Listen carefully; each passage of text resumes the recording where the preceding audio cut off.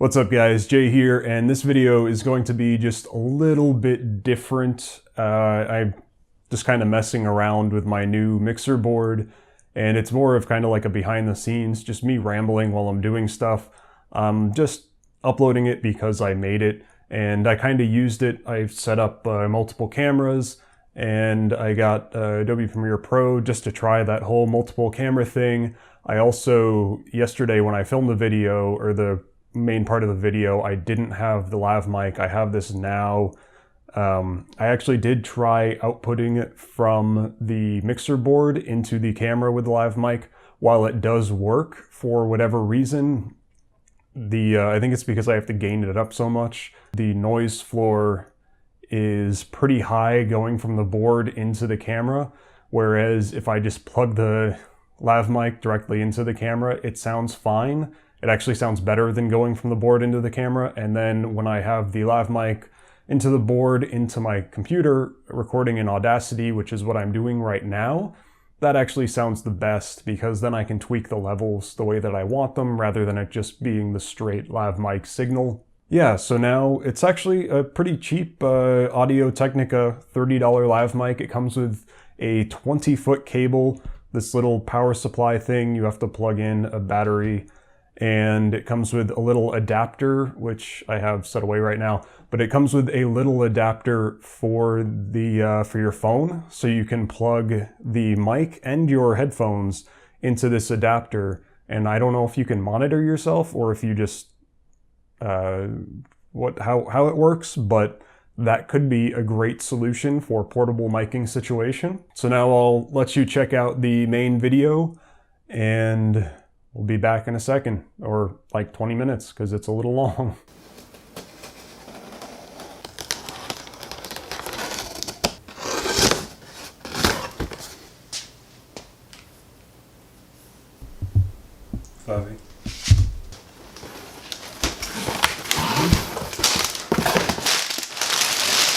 It looks like it's already been shipped to somebody.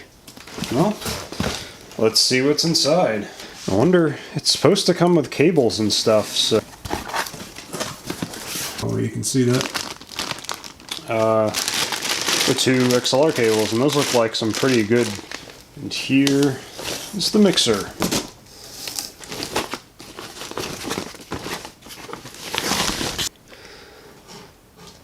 Audio.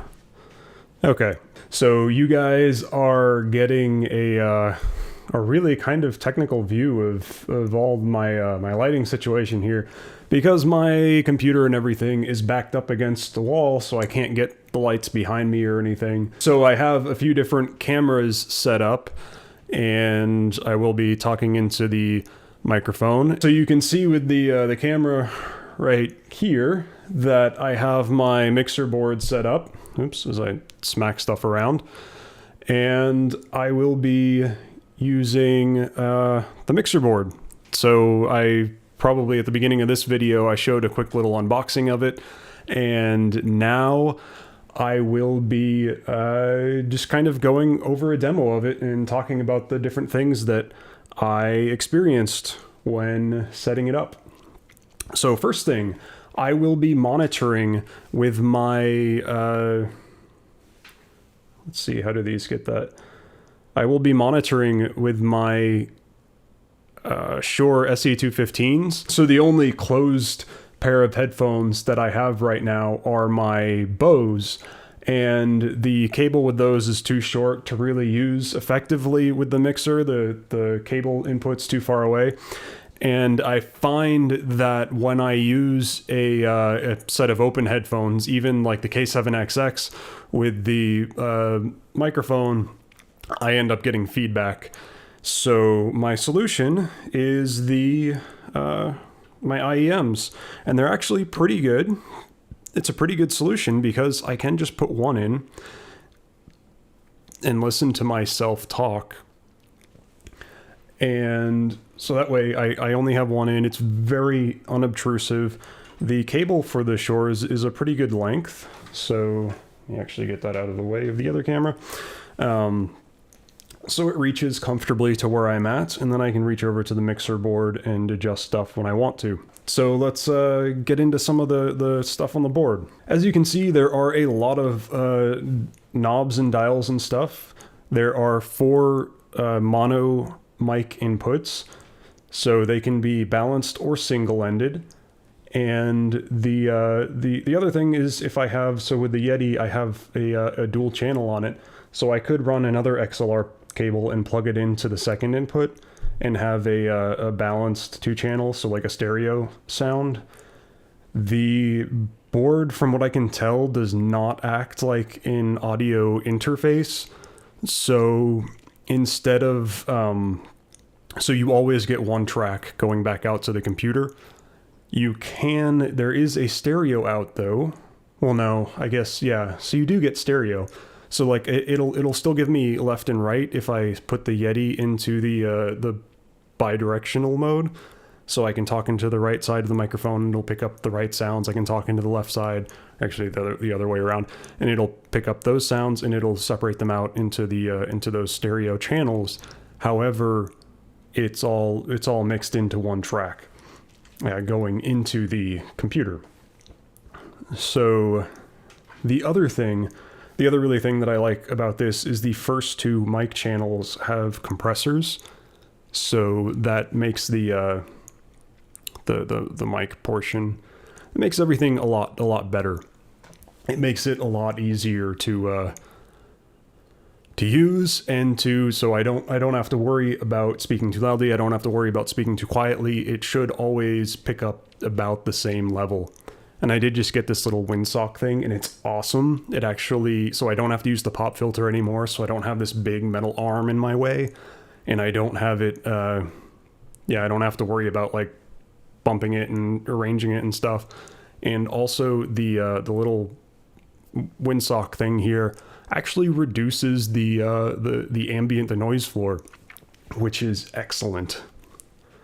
Okay, so I don't really have too much time on that camera, so I don't want to waste too much time blabbing. So these first 4 inputs do have a phantom 48 volt power, which is what the Blue Yeti requires, so that's good. You can adjust the volume of the microphone, and the way that this works, from what I've found, is you don't really want to touch the gain, because as soon as I start touching the gain, it starts peaking, and you can actually hear that. It's audibly clipping, like there is audible distortion. So I can actually turn down the microphone, and you can tell I'm pretty quiet right now. And then if I turn up the gain, oops, and I smack the microphone, I actually need to turn up the mic a little bit. So I turned up the gain, and it looks like it's about the same level, but I guess because it's applying gain right now, you can kind of hear it's every now and then it clips. It's got a little bit of a distorted sound on the top end. So I think, let me readjust these. So I think that with the gain, the top end, or the gain it's either meant for a specific kind of microphone, which the Yeti is not, or it's made to just offer very minute adjustments. So other than gain, we've got our pan, so we can balance the left and right. We've got an effects knob, so we can apply the effects at different levels across all of our channels. We've got a bass, mid, and treble adjustment, so low, mids, and highs. So I can really dial in some bass if I want to, and that actually makes it a bit louder. But I like to keep it just a little bit of added bass. And let's see, so those are the main microphones. And then we have these other inputs. You have a RCA inputs for these 2 channels, or these 2 lines. So you can do something like I think it showed a piano or something. I don't know if those have XLR outputs, but if I wanted to hook up my phone, or if I wanted to hook up a media player or something, I could use these and mix in some music with the track. I guess there's a foot switch for effects. I don't really know how that works. I'm guessing it's just an on-off switch, and it maybe applies the effects like this button does. Other than that, we have the other two line outs. This is the, I think just this channel is selectable between USB and these line ins. And right now I have it set to USB so that I can actually use this whole setup when I do meeting calls and stuff. I can call with my computer. I use my Google Voice number, and I can hear people through here. They can hear me, and I can actually use this knob here to adjust the volume of the sound coming into the board. So unlike with the Yeti, I can directly change the volume that I hear myself at.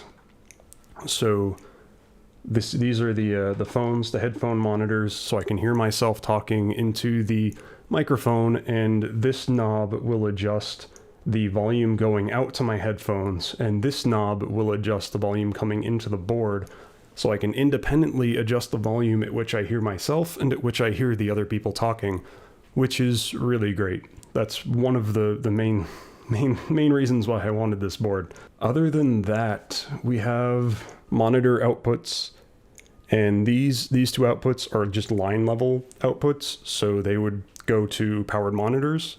So essentially something that has its own amp. So these would have their own amp. It's the same with the headphones. It uses this knob here as like a preamp adjustment. And then it also has stereo outputs, which you can use to output to other recording equipment. And so one of my plans, and I got a cable, is that I got these are dual mono TS 1/4 inch plugs. So I ordered a cable that is dual TS 1/4 inch to a single 3.5 millimeter TRS, and I plan on hooking that into my camera so that I can, which I actually don't really know if I need to right now, because as you can see, I'm doing this whole multi-camera setup, and actually Barnacules just released a video on how to do multi-camera setups and on how at least Adobe Premiere Pro, 'cause right now I'm using Elements, but for this video I am going to be downloading a trial of Premiere Pro, and I might be moving forward because it's like 20 or 30 bucks a month for the, I think it's 30 bucks a month, just month to month, but 20 bucks a month if you sign up for a year. So I might go ahead and pull the trigger on the Adobe Premiere Pro, and then apparently you just record a bunch of stuff. Everything has its own microphone, and I record a singular audio track, which is what I'm doing on my computer right now through Audacity, and Adobe Premiere Pro will just sync it all up.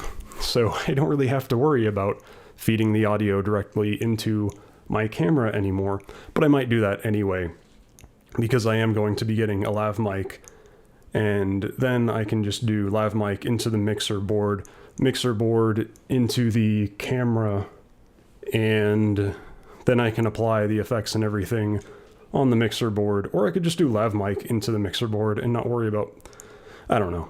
We'll see how it goes. I might have just bought a $15 cable for nothing. Maybe I'll return it. And there's also dual XLR outputs, and that's what the stereo level is. So you can see now as I adjust the stereo level, it's got a little peak meter here, and if I bump it up too much, it shows me when I'm peaking, which is cool. So I'm pretty sure that's an amplified signal going out to the stereo outputs, and that's why it shows the peak meter there. So now for the fun part of this board, and I'm not going to go through all of them, probably just go through a couple, but there are these selectable filters that they have programmed in. You just switch to the one that you want, and then right now it's on 24, so switch to the one you want, click it, and it sets it. So I guess we can go back to 1. I think this is a rev haul. I don't know what a rev haul is, but that's what we'll start with. And to apply it, there are actually a couple different ways. So first we apply the button, and then there's a master effects volume level. And then there's an individual channel effects volume level. So as I apply it to the channel, you can hear this weird reverby, like I'm in a really cavernous, echoey hall. So if I turn, well actually, I'm gonna leave that up. And then, well, hold on. So just in case it's difficult to understand me, because it sounds a little weird through the monitor. So I'm going to turn that back up, and then this is the parameter dial. So each effect has like a different amount that you can apply to it, and I'll show you that with the second effect here in a second. So as we turn the volume up on this effect, and I adjust this parameter dial, you can hear it gets much more echoey, and it's almost impossible to hear me now. So this is really weird. Okay, so we'll back that one off. And now I will switch to, I actually want to go to 24 because this is the cool one. This is like the voice changer. Okay, you ready for this? I bet you didn't know I could sound like this, did you? Oh yeah. Or if I want to change that a little bit, I can also make myself sound like this, bitches. Yeah. Okay, so there's a couple more. I'm at about 16 minutes recording time right now, so I don't want to make this go over too much.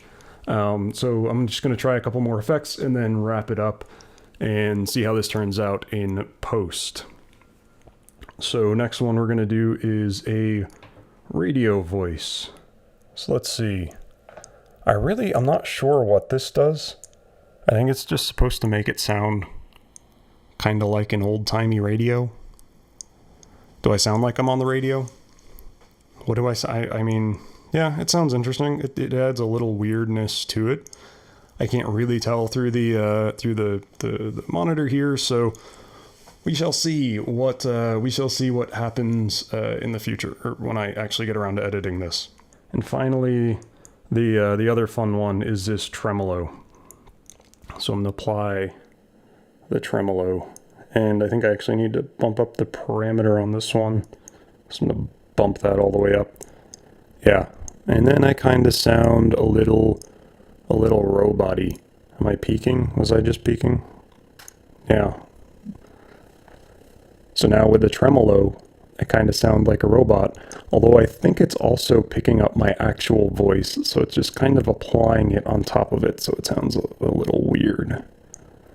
But anyway, you back that off, and actually, so just to show, since I have this applied, I can just click that, and no more effects. So I don't think I missed anything. I'm gonna set this back because I like having fun when I talk to people. I like having fun with my coworkers in the voice changer one. So I think the only other thing that I forgot to mention is the peak indicators here, and you kind of saw that before. I just didn't explicitly mention it, and that is where the peaks. This little light will start to light up once I get too peaky, and it's actually really accurate. It actually really helps, and I have found that you can really learn how to adjust the volumes and everything without peaking, and it does a pretty good job. Well, I think I've rambled on long enough, so I'm going to wrap up this video. All right. Well, if you made it this far, I appreciate you watching. Hopefully, it was somewhat interesting. The mixer board has been a lot of fun to play with. I'm really glad I got it. I'm getting my whole audio situation really set up, so now I have good audio, better than the shotgun mic out of the camera, and I don't have to move around the Yeti a whole lot, which makes it a lot easier. And yeah, so I guess let me know what you think about this video, about this kind of video. It's definitely not going to be the norm. Like I said, I was toying around with the multi-camera stuff and just wanted to play with the mixer board. and had it all put together in Adobe Premiere Pro. So I figured, and I kind of, obviously you can see I didn't do a lot of editing. There's a lot of me just rambling and whatnot. We'll see how many views this video gets, how many people actually watch through it. If not a lot of people do, I probably won't upload very many of them. But it's just kind of a rambling, toying around with stuff video. Well, if you made it this far, thanks again for checking out the video, and I will see you in the next one.